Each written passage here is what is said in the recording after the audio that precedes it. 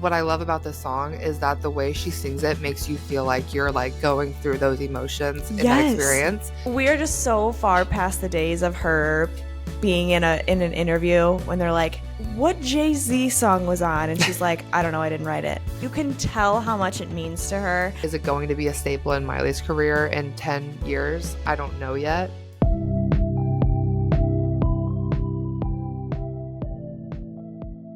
Welcome back to Talk Miley to Me. I'm Becky. And I'm Miley. And we're here to talk Miley to you. To you. And we are recording on Mommy's Day. Mommy's Day. I meant to actually text you and Rachel earlier this morning to say Happy Mommy's Day, Mommies. I know, I should have. I kept forgetting. Too. We probably should send a note to Mother Miley Cyrus too. True. Yeah. That's very true. I was thinking Tish too. Well, of course. We are our mother's daughter, after all. Alexa, play Mother's Daughter. And now I'm like worried I have an Alexa somewhere, which I might. I say that all the time just to like be funny, you know? Same. I've never owned an Alexa. But I say it like, for example, I say it at like my parents' house and they have Alexas everywhere. And I'll make a joke and be like, Alexa, play Mother's Daughter by Miley Cyrus. And it'll be like, playing Mother's Daughter on Spotify. And I'm like, fuck, I didn't mean for that to actually happen. But that happens to me all the time. You're welcome, everybody. Enjoy. I don't think I have a Alexa in here. I have one. I have an Echo Dot in my bedroom, but I usually unplug it because it scares me. It scares me. I used to have a Google Home, yeah. But that thing never listened. Having to say, okay, Google, like that's not as fun. No, literally. And sometimes I'm like, hey, Google. And it's like no response. Crickets. How are you going to ignore me? Literally and then I'm like, hey, Google. And then I'm like, oh my God, am I okay? Like, this is my biggest issue. It's such a first world problem. But truly. Yeah, it's Mommy's Day. Play Mother's Daughter, stream Mother's Daughter, and stream More to Lose because it's Miley's newest song. It is. We're going to talk about it today. Yeah, I think we've got some things to say. And I just know that you're so excited to talk about this song because it's going to be your favorite off the album potentially. I think it might be. Because guys, it's definitely already ahead of the three that we have. Yeah, well, but we were able to watch the whole film. What do you think? I know it's hard to say because it was just a one-time watch, right? Yeah, I know. This one, I feel like it stuck with me just because this one gave me it literally gave me the most chills. And I think I remember you looking over at me while we were watching this one and you're like, oh my God, what do you think? And I'm like, I have no thoughts. I was just in awe at everything I was experiencing, specifically with this one. Yeah. But I am dying to hear again Easy Lover. And Walk of Fame. I need to hear those again because actually I think those are going to be bops that I cannot turn off. Ever. I've been thinking that way about Pretend You're God. Oh, yeah? Because I just feel like that one was even deeper than More to Lose. Dude, it was so crazy. This was the one where I was like, ow, this is hard to watch. Yeah. Which I feel like I might like then. I know. The thing is, I can't wait to hear all of it again. Yeah. And re-listen and just take it in more than we did. I feel like your first listen, you never know what really is going to stick with you. And I was watching a video of someone that was there and he was like, yeah, the sound in the theater was so loud that it was hard to hear the lyrics. And I was so glad he said that because I thought I was just an idiot. But I could barely hear the words. No, some of the production I feel like is loud. Yeah. And I do think it was because of the theater as well. Yeah, that probably. Yeah. Which it did make the music sound great. It did. But I know what you mean. The lyrics, it was hard. I needed lyrics in front of me, you know? I do too, yeah. To look at. And I mean, even not in a theater, when I'm looking at a Miley Cyrus song for the first time, I like to have the lyrics for sure laid out in front of me so I can know exactly what she's saying. For sure. Speaking of lyrics, in More to Lose, she sings about her TV again. And I kind of clocked this. Maybe it was it was when she started doing the live performances. It was when she started teasing it because that was the line. there's a video and she goes, "This next line coming up is one of my most clever ones." Okay, I have a clever line here I like a lot. The TV's on, but I don't know. And she has sang about TVs 3 other times throughout her discography. She sure has. Talk is Cheap in 2009, off her Time of Our Lives EP. She sings, "I'm alone, it's just me, and I'm watching TV." I'm alone, it's just me, and I'm watching TV. And She did not write those lyrics. So that one was more of just a coincidence that Okay. they gave her. Sure. Space Boots off of Dead Pets in 2015. I just started watching TV. I get so high because you're not here smoking my weed. I just started watching TV. Girl, you did not just start watching TV. You've been watching TV since 2009. With Talk is Cheap. Then, almost nearly 10 years later, she releases Island off of Endless Summer Vacation in 2023. And she says, "The only thing that's missing here is you in our TV." Only thing that's missing here is you and our TV. So I would just like to know, what happened to the TV? I didn't think this girl had time to watch TV. Maybe during her Endless Summer Vacation. For but sure. she's confirming that during her Endless Summer Vacation, she is missing the didn't TV. have one. Oh, But man. yeah, I just wanted to, if you didn't realize, that's like the first thing I realized was, It really I've heard this woman talk about TVs before. And I immediately thought of Island and Space Boots, and those are actually weirdly two of my like favorite Miley Cyrus songs. Yeah, And then when I was digging more, because I wanted to make sure I covered our bases, of course. I realized that Talk is Cheap she also sings. But she didn't write There we that go. song. So, but More to Lose. Guys, it's out. I hope that we did the hype justice, but also I hope that it was as magical for all of you to view as it was for us the very first time. Yes, and I hope that when you first listened to it, you watched it. Did you? Because you needed to. You needed to. I was thinking that today. I was listening to it in the car, like I do, but now I've watched the video so many times too that I'm like doing the same head movements Oh, yeah. that she does and the Yeah. same facial expressions that she does. And the song, The I don't saxophone coming in think- and her going, yes. I mean, I'll probably like be doing them all episode, but I was just like, man, the song just like doesn't hit the same if you didn't know that she's crying and that she's angry towards the end of it. It yeah. hits different. It hits different. And we're going to get into it, but the visuals just make it so much better. Yes. They really, visuals really do. do. And which is weird because, I mean, from a visual perspective, there's a lot of emotion and there's like great looks and it's a black and white. But otherwise, there's really not much else happening besides just her. Just her, but the emotions are so big that you don't even realize that there's nothing else, right? Yes. No, it's really good. And I think she mentioned that she recorded this song all in one singular take, Yeah. which after she said that, I was like, wait, I can kind of like tell. On a song like More to Lose, I try to keep it a singular take, add my harmonies or ad-libs at the end, but it's really a song that's more of a story, and I never want that to be interrupted or overthought or chasing perfection. It's obviously she sounds perfect to me, but you know how sometimes like a song just sounds a little too polished up?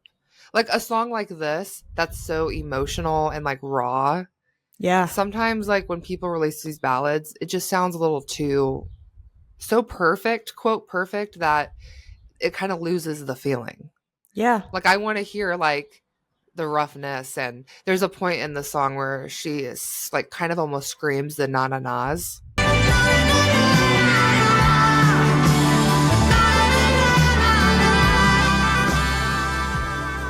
Yeah. And you can tell she's like kind of moving far away from like kind of how she sounds live. It sounds Right. just like how she sounds live. It kind of does, yeah. Can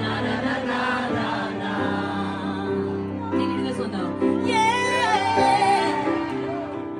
And you can tell that because she did this all in one take, I think that's why it resembles her live version so much more. Yeah. Because if you're doing a song, and which is usually how songs are recorded, is doing, multiple takes, multiple parts, and then they're pieced putting it together all, because you yeah. want the most perfect vocals. Right. It makes sense that she wouldn't want to do that because she wants it to feel very like raw and emotional, which I feel like it's hard to do if it's perfected. Exactly. Because it kind of loses that. And I love, and she said that when I write songs like this, so I wonder, that led me to believe that she's done this for other songs in the past. So, I mean, it had to be other ballads, but I'm like dying to know which ones they were. Yeah. I bet we could like listen in and like figure it out. Yeah. Yeah, I think so. And it might depend on like each era. Like what era did she start doing this? Yeah. I bet you Angels Like You. I feel like maybe during Plastic Hearts era. Yeah, maybe Angels Like You or High. Yeah. Because High has so much like emotion in it. Right. Could be. But what's also crazy about this like music video is that she co-directed it. Did she? Which we knew she kind of did that for the whole film, all of them, yeah. I thought it was specifically this one, yeah. She wrote it alongside Michael Polak, but she's worked with him so many times recently, like since Endless Summer Vacation at least. Yeah. So he was a heavy collaborator with the writing process, and then of course Jacob Bixenman helped her co-direct it, which he's also always around now too. Explain to me why this is one of your favorite songs off of, if not the favorite song of yours off of Something Beautiful. Yeah, I mean, I just love a Miley ballad. Like, I think she does them better than anybody. But it's the emotion that you can hear in there, and it's the emotion that you can see on screen. And it's just like, we're just so far past the days of her being in an interview when they're like, what Jay-Z song was on? And she's like, I don't know, I didn't write it. You can tell how much it means to her. I don't know. I just really love a ballad. And I don't even know if it's not even because the lyrics like really mean something to me. I don't think at this point in my life I have something that I like really am like. You're not like heartbroken right now. No, and I don't have. Yeah, I can't really relate to it right now, right? But like, I just love it when she's just sharing so much of herself with us in a ballad, and that's what I really love. It's so true because I've mentioned this before, but like, I also really like this song a lot, and I think I might like this song even more than End of the World, which might be a hot take. Yeah. But I think that I love this song, and I'm in a happy, committed relationship, Like, I can't... Yeah, and I have been for a long time. Like, I can imagine how it feels. Like, I mean, I've went through heartbreak before, but it's been a very long time. So I'm also with you. I cannot relate to the like meaning really behind this song. Yeah. But what I love about this song is that the way she sings it makes you feel like you're like going through those emotions in that experience, even when you're not. Like, that's how powerful this song is that it has the power to still relate to you, even though you really technically might not be relating to it in the moment. That's how you know it's a good song. Yeah, that's the perfect way to describe it. You're so right. Like, when I listen to it, I feel like the heartbreak and just the emotion, even though I'm really not. It's kind of like the illusion that the song's giving. You're right, and it's paired with the visuals, right? Like, I can't get over this era how important the visuals are. Like, usually I have not typically ever been a music video girl. Like, I could go, we'll have our music video night where we just turn on the TV and let music videos go. That's one of our favorite things to do. It is. And a music video comes on and I'm like, I had no idea this song had a music video. And everyone's like, what? You've never seen this? I'm like, no, never. Like, I don't, that's not what I care about.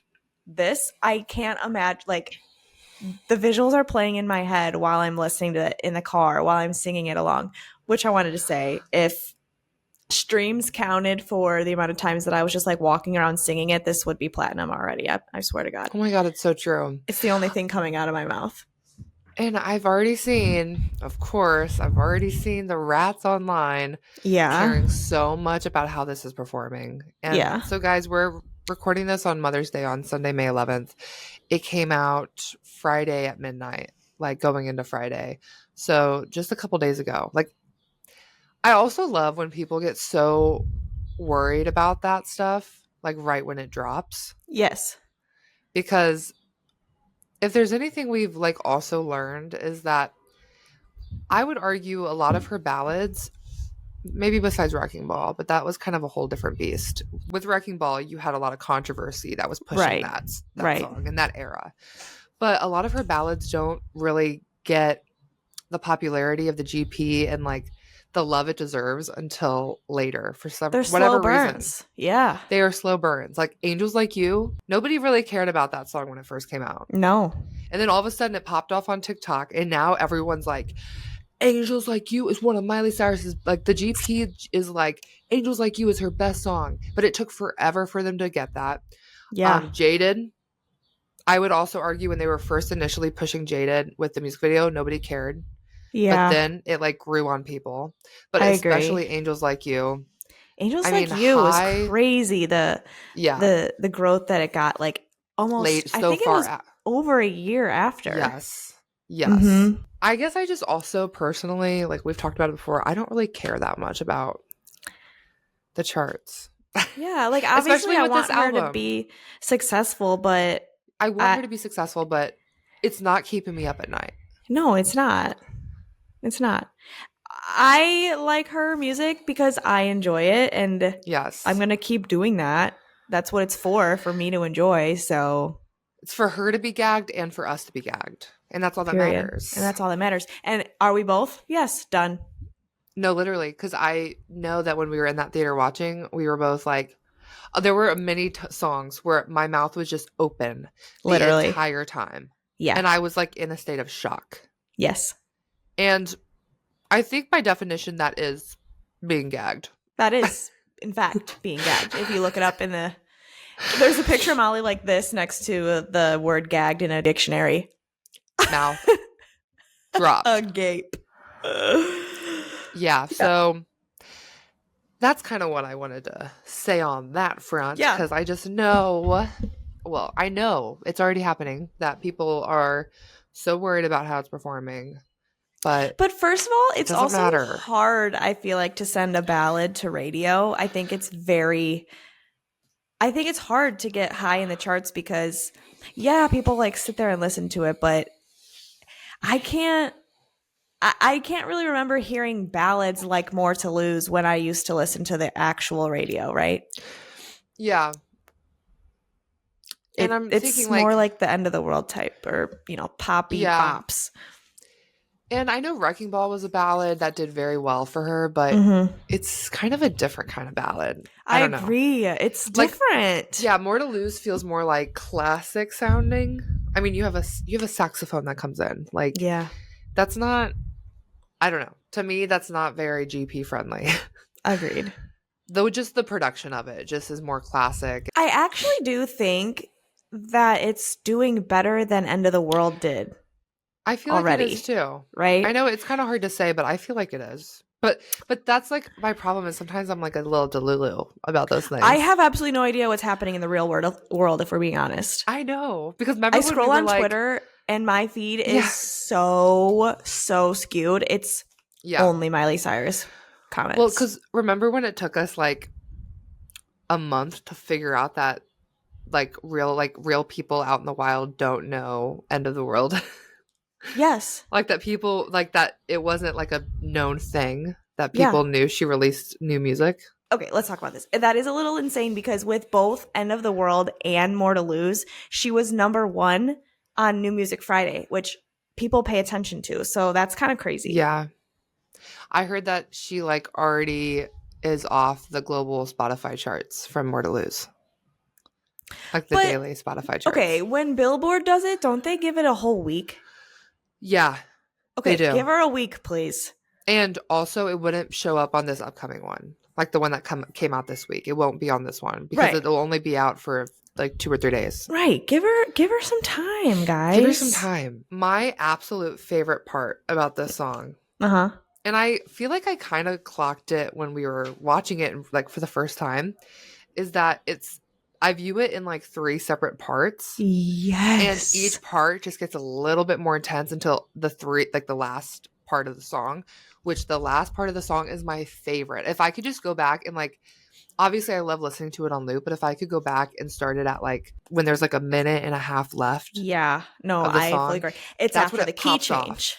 Yes, the key change takes it to a whole new level. It would not be as good of a song without that, I don't think. I was just going to say that. This song would be nothing if Without the not key for the change. key change. Yeah, you're looking like a movie star in a worn-out coat, so I throw away my When that third black outfit comes in, which I just got the chills thinking gives about it. me the wall. And I remember when we were doing our wall episode, we were comparing the wall to Something Beautiful. I remember when I saw her in that outfit in the Something Beautiful trailer, that black, I don't even know what kind of outfit you call it, that just black fit that she's wearing. With the she mesh kinda over her looks- face. The mesh over the face, it looks very eerie and dark. Yes. I remember when I saw that outfit from the trailer and I was like comparing it to the wall, I was like, this outfit kind of looks like the part where Pink in the wall is wearing kind of like the suit and has this eerie look to him. It's not obviously the exact same outfit, but the vibe of it is very similar. Yeah. And then I've been seeing a lot of people comparing her like screaming and grabbing her face to a poster from the wall. There's like an illustration of someone like with their mouth open with their hands up. I've seen that too. I was like, oh my God, I was right. Period. To me, it gives me the same vibes. But that's yeah, when I could see it. the song is the best. Because it's like The Wall is kind of a spooky movie. It is. It really is. And that's what this part of the song is very eerie to me. No, it gets so yes. So it starts out. We've got the outfit from the cover from Prelude, Yes. which is just like Which hypnotizing. was not expecting. I know. I'm like, not an outfit repeater. I wasn't expecting that at all. From Prelude, yeah, I honestly thought that outfit was only going to appear in Prelude and that was it. But I'm so glad because she deserved so much more than just Prelude. And we got some really cool, the dancing With the when she's lights. like moving her arms around and the fingers. Yes. But it's, yeah, you're right. It's so beautiful and delicate, right? In her face, she's got like little emotion while she's singing during this one, right? Yeah. We move in. This is the most beautiful I've ever seen Miley Cyrus ever. And I think that's Yeah. part of why I love this so much. I'm obsessed with this like movie star look that she has when too. she's standing in that long black dress with her hair up. Yeah. Obsessed. Very glamorous. Again, it's like glamorous, but this is where we're getting into like the more intense emotion on her face. Yes. The tear. Yes. And paired with the beauty and this like tough emotion that we're also experienced with her, just absolutely beyond. But then I remember I was watching it with Rachel, my roommate, when it first came out, and I'm like, wait till you see the third character. To me, they're like three different characters. No, it's true. You're right. Yeah, and then that one, the black outfit, intense emotion, intense movements, and in a less delicate, it's like the outfit's not as delicate as the other two, and that is where you're like, pain in this song. Yes. And when that last character is like dancing to the beat of the saxophone, Yes. it makes it so much. Obviously, spoiler alert, but in the film, that last character in the black outfit feeds into the first interlude. Yes. And I just cannot wait for that film to be out just so I can watch that transition again. I know. Because I know. we were all shook. I remember the theater like gasping Yes. when that part happened. Oh, it's giving me chills thinking about Oh it. my God, me too. That like transition. I'm remembering. Because people were Yeah. like, it was like, wait, what's happening? Because that's when Yeah. we really had no idea what to expect. No. That feeling was like probably the most insane feeling in that theater. No, for real. Because, okay, well, obviously we're watching it and we watched the Prelude and Something Beautiful and End of the World. At that was when we, as a collective, were like on the roller coaster on the way up, right?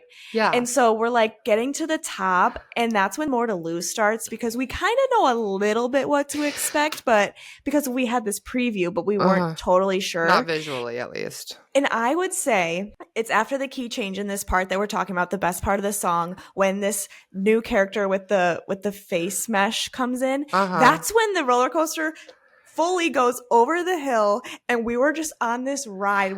That's when the screaming starts. That's when everything was just like unexpected coming at us. So fun. And that's what this album is.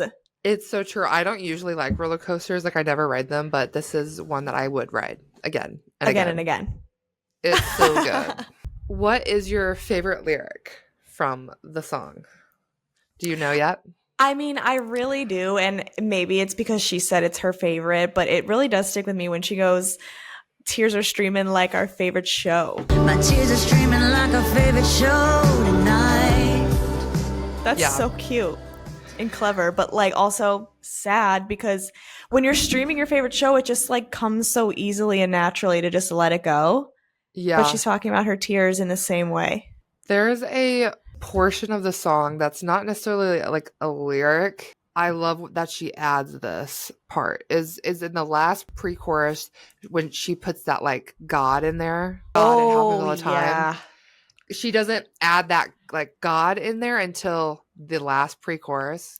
And I feel like it just adds another layer of like, like frustration. Like, God, it happens all the time. And it happens all the time. God, it happens all the time. Just that part of the lyrics is like my favorite. It's not necessarily like a favorite lyric. It's just an element that's added to the lyrics in the pre-chorus or the last pre-chorus. Yeah. Whereas all the other pre-choruses, she just says it happens all the time. But Yeah. the last one, she goes, God, it happens all the time. Ugh. So I just love that little good. detail that she adds. No, 'Cause I feel like it adds so much emotion. You're so right. No, it's that part of it's literally right there, that part of the song that is just you listen to the whole song just to get there. No, it's so true. And on the note of that, people are comparing that like it happens all the time to Obsessed. Yes. But I do all the time. Want you all the time. I can And hear it. so we're gonna eventually do our like sister song episodes at some point. We'll start those up probably during For a slow sure. period. But For sure. this is Obsessed older sister. No, it is. I think Obsessed to me is also a very heartbreakingly beautiful song. Agreed. And yeah, it was written by a 16-year-old Miley. So you can kind of tell there. But More to Lose is her older sister, her more mature sister. Yeah. Yeah, I really like that comparison. But they do sound a little bit similar. Like, and I actually do remember thinking that when she was doing the previews, when she was singing live in front of the piano, I'm like, oh no, this is like early Miley. It sounded She's very, back. very, circa 2009. Yeah. I just remember I don't hearing it. I was like, it's so familiar sounding. Yes, and I don't know that I wasn't like clocking it as Time of Our Lives era, but I was like, this is like almost giving Can't Be Tamedly the Like early ballads. The vocals, yeah. No, I totally agree. She talks about this song and how she actually showed Something Beautiful to her Aunt Dolly, to Dolly Parton. I went to see Dolly during Christmas, and I played her Something Beautiful. You know, I was excited because she just came off her rock album, so I thought she was really going to get it. So I played Something Beautiful. She goes, all right, I see what you're doing here. You got any hits? I was pretty sure I didn't at that time. So I was like, yeah, I do. It's called More to Lose, but I hadn't written it yet. So I flew back to LA, and that was at Christmas time, January 2nd. I got in the studio and went and wrote the song. Do you think she's talking about the song or the whole album? The song. Because she says Dolly just got off of her rock album. Okay. So she showed something, which I would say Something Beautiful is like the most rock song off the album. Yeah. I think she's talking about the song. Okay. I hope so. Yes. Given what I she think says. so. No, I'm like 99% sure it was the song. Okay. Because in the context of what she says, it makes sense that it would be the song. Yeah. She says Dolly just got off of her rock album, so I thought she'd totally be into it. So I showed her Something Beautiful. I think the song. And she said, yeah, like I see what you're doing here. Do you have any hits? Clocked. Right. Immediately she goes, honey, which I think it's kind of crazy that Miley shared that, don't you? Oh, like shared that happened? Yeah. I don't think so. Because she said after she said that, she says, I do. It's called More to Lose, but she hadn't even written it yet. She hadn't even written it yet. So she went into the studio January 2nd and wrote it, which I assume January 2nd of this year. Has to be, which is a quick turnaround, huh? That just makes me think like, okay, when she did that Harper's Bazaar interview, I wonder how much of the album she even had done. Wait, you're right. Unless she's been sitting on it for over a year and a half. What do you think? I mean, how much of it? That's so true. Because she just wrote More to Lose in January. She did the Harper's Bazaar interview in the fall of last year. Right. Weird. That's insane, because at that point, I feel like the way she was talking about it was done. No, but literally. we know her, she's probably like, yeah, she had this conversation with Dolly and she goes, yeah, I need one more. I got one more in me. Maybe. And maybe it was like this was one of the last songs or something. But then you think of it from a storyline perspective, it couldn't be, at least visually, because of how it feeds into Interlude. It had to have been 2024 January. It had to be. It had to be. I would like to know, why didn't she say the year?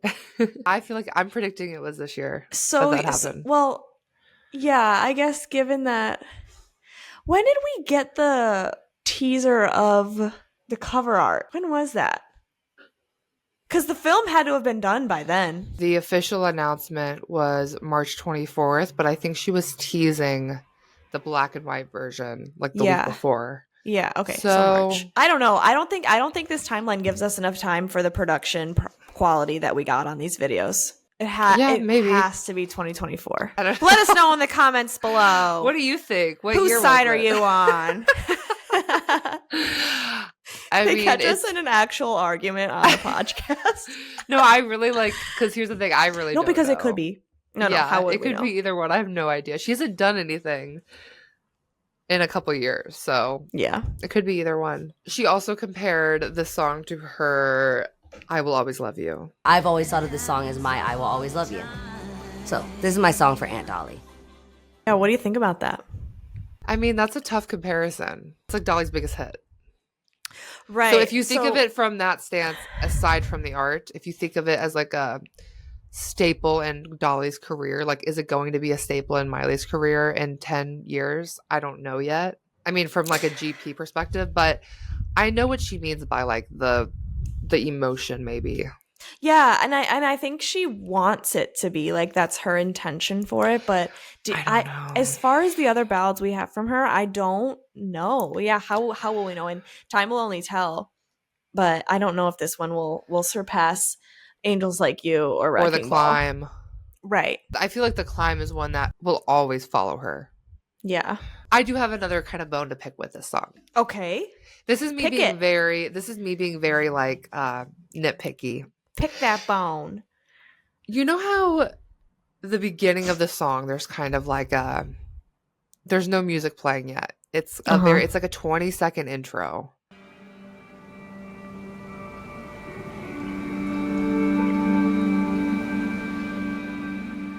Yeah.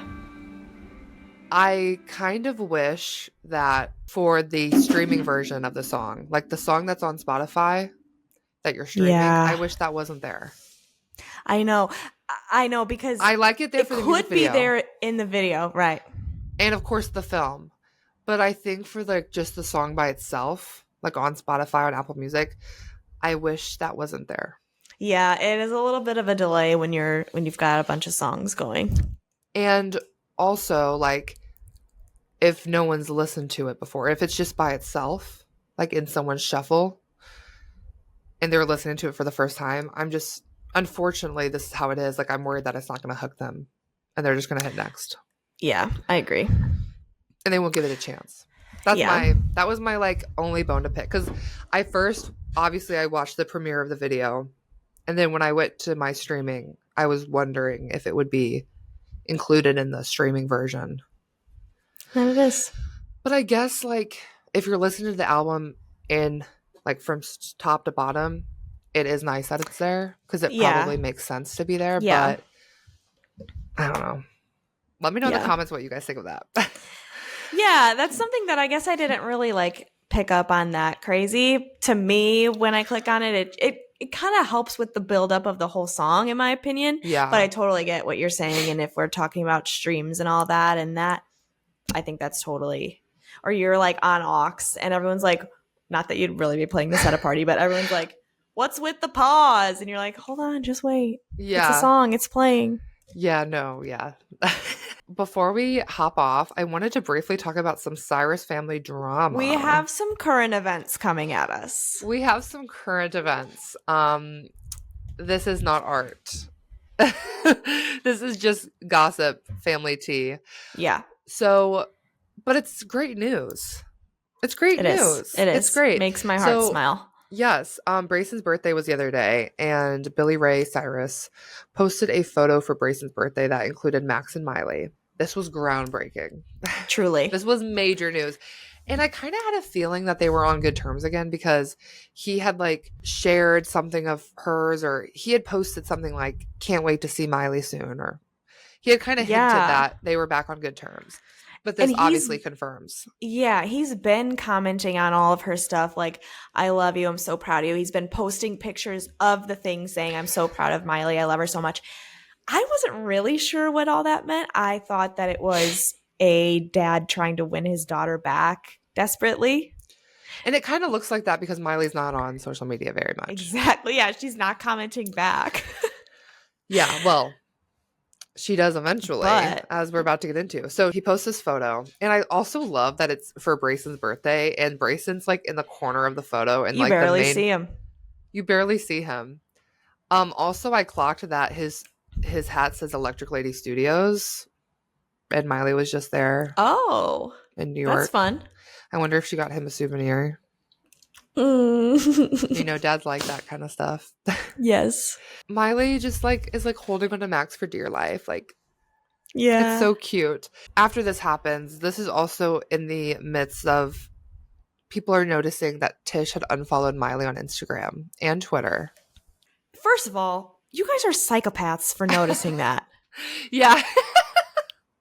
It's why are actually you so tracking true. that? Because I had no idea.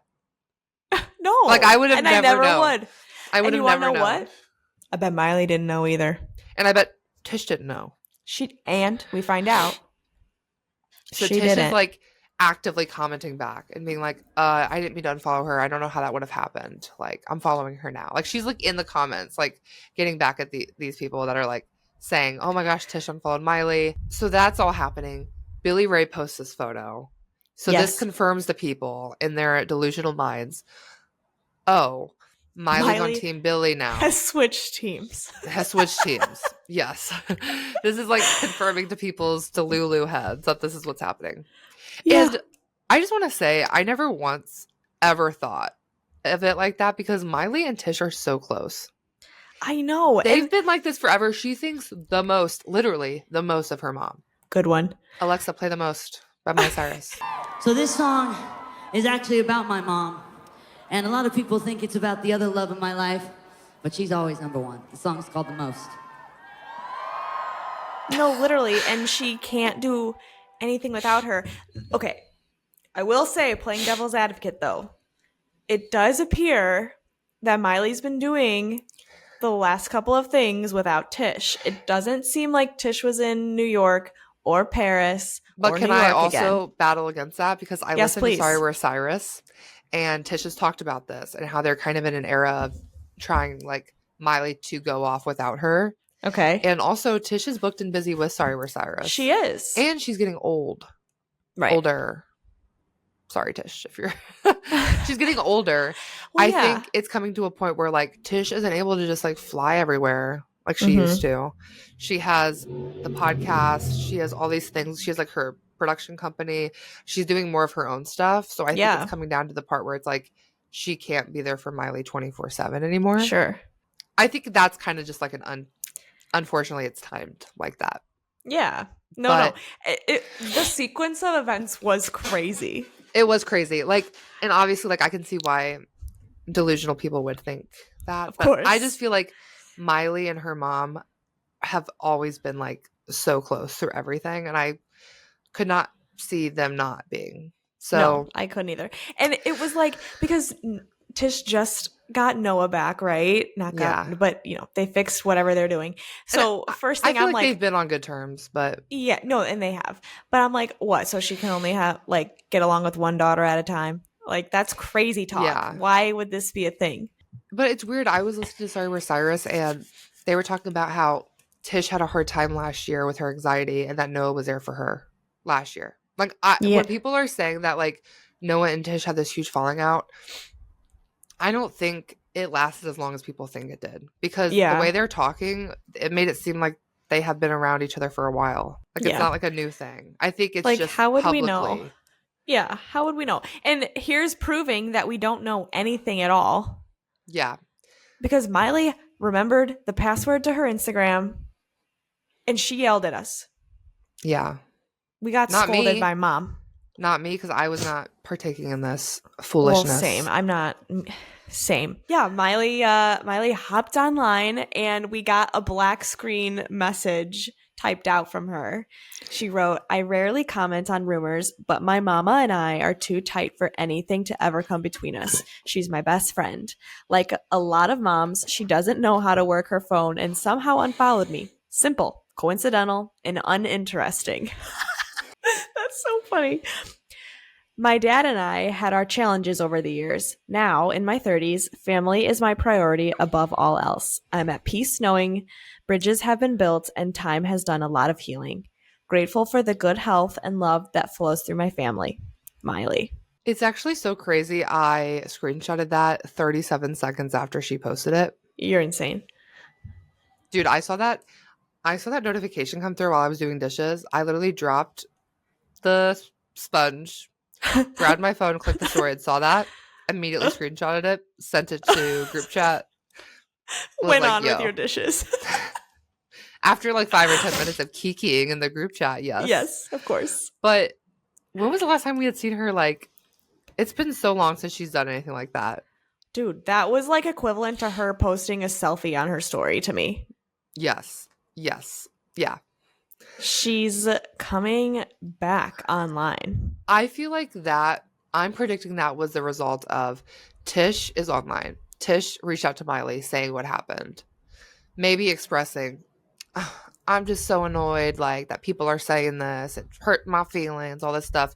So Miley obviously being annoyed that her mother's annoyed at all this. I think that's what that came from. That's what I'm assuming. Totally. Because, I think that she'll, like, protect her mom at all costs. Well, because she never speaks on rumors, like, ever. And this one, to be honest, was kind of a small one. Like, it really was. It kind of blew over quick. It wasn't like a lingering rumor. Like, it came and went pretty quick. Because, I mean, Tish followed her back immediately, so it's just kind of like, well, what then? Yeah, and what a silly thing, too. Yeah, like, who cares? Like, who cares? Like, Miley doesn't follow anyone.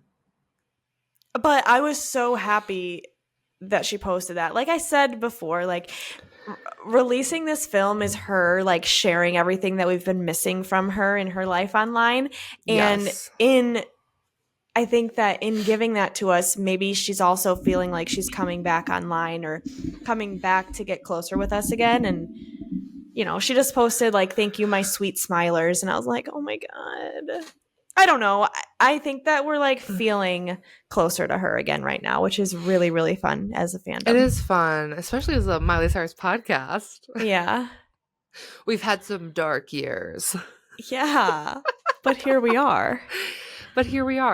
So it's now Mother's Day.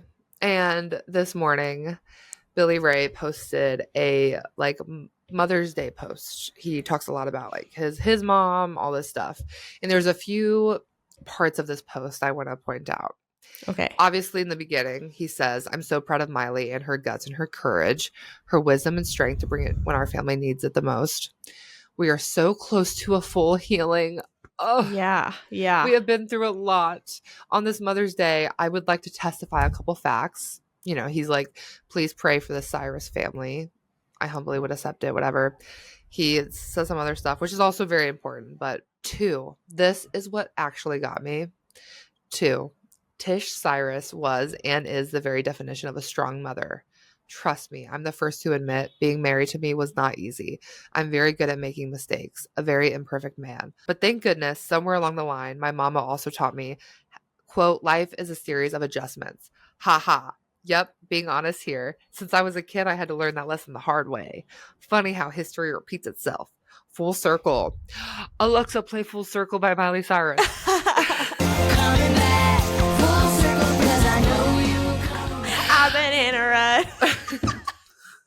Not him referencing the smash hit from Breakout. So here's the thing. This is what I want their family to come to. Uh-huh. I want them, obviously, like Billy Ray and Tish are separated. They're with new people. Their relationship over. Yeah. Their romantic Done. relationship. But they have kids together. Like they have a Right. family that they created. I want them to be able to get to a point where they can all be together and like them just kind of like coexist with their family. Like where they're just like fine around each other. Like they're grown Yeah. adults, you know? Yeah, like and even though their children that they raise together are full grown adults, Yeah. I mean, Miley's going to have a birthday party one day, and I'm sure she wants both of her parents to be there. Yes. Right? Yes. It just makes me sad too because like Brayson's son, Bear, is like probably what? Like 5 or 6 now. Dude, yeah. And I wonder like how much Miley has been able to be there I know. for her nephew amongst all this. I mean, who I know. knows? But I just hope that they can get, and it looks like they're getting to a better place. And Yeah. people it are makes so upset about this. And I feel like what it comes down to, guys, is that this is her father. Yeah. This is her father. Like, you want her to have a strange relationship with her father. Like, no one's relationship or family is perfect, but it doesn't mean you should just like cut them out of your life if you love them. Yeah. Exactly. I never understood like some of the hate that has come along with like, even now I've seen so many people online talking about like, oh, why is Miley with Billy Ray? That's her dad. Right? Were you not here? We're going through our deep dives, like our yearly review deep dives, and her and Billy Ray used to be really close. Yeah. Yeah, and I know that they miss that. So I'm happy that they're like, you know, how he says very close to full healing and that they're spending time together again. We've been talking about this, but turning 30 really changed her whole trajectory of like it the really way did. that she thinks about life. Yeah.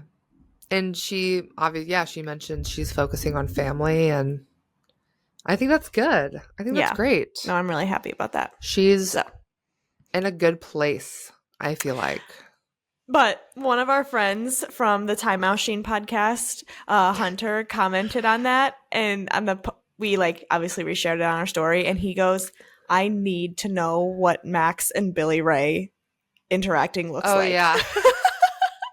You know what though? I feel like it probably worked out fine. Totally.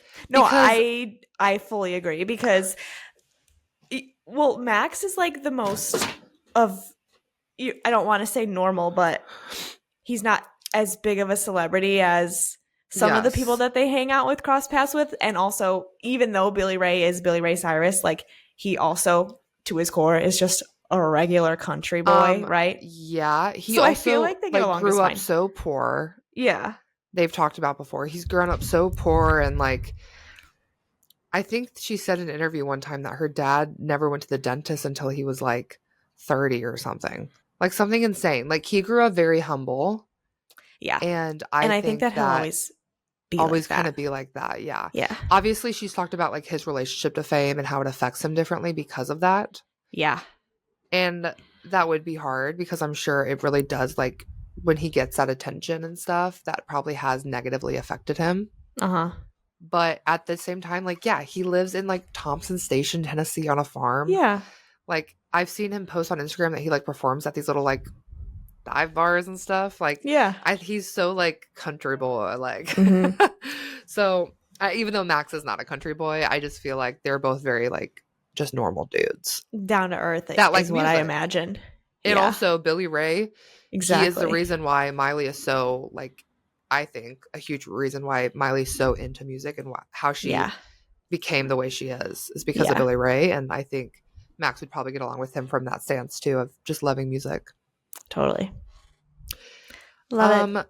Yeah, so that's More to Lose and Cyrus family drama. But yeah, stream More to Lose, y'all. Yeah, please. Just So- because you'll enjoy it. That's why. No, literally. And even if we're not even going through breakups and we love it. Yeah. So I think in anyway. an upcoming episode, we're going to dedicate a whole episode to voice messages. Oh, Because okay. we have a lot. That's fun. Well, we have a good amount. But I think that'll be the easiest way. So if you want to be in that upcoming episode that we are just listening and like responding to your voice messages and questions, leave us a voice message, speakpipe.com/talkmileytomepodcast. You can leave us your like random Miley Cyrus opinions. You can ask us any questions we have about XYZ. You can just say hi. Like it literally can Yeah. be anything. So leave us a voice message and we're going to have an episode soon that's dedicated to just those messages. Perfect. And on Patreon this week, we are talking more about Miley's autobiography, Miles to Go. It's book club. It's book club. Get your tea out. Go grab an iced coffee because we're discussing more about Miles to Go and we're actually starting the book this week. Getting into the meat and potatoes. Yes. The first like part of the series we did for this, we just talked about like the introduction and the book itself. And now we're actually getting into the good stuff. Yeah. So join us on our Patreon. Yeah, it's really fun. Patreon.com/talkmileytomepodcast. And It's we do really other fun fun. stuff. We have a lot of Yeah. ideas planned. Yeah.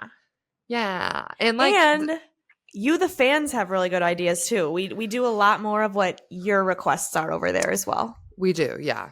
An example, somebody asked us to react to the Cyrus carpool karaoke, and we did just Done. that. Like literally check mark. So Yeah.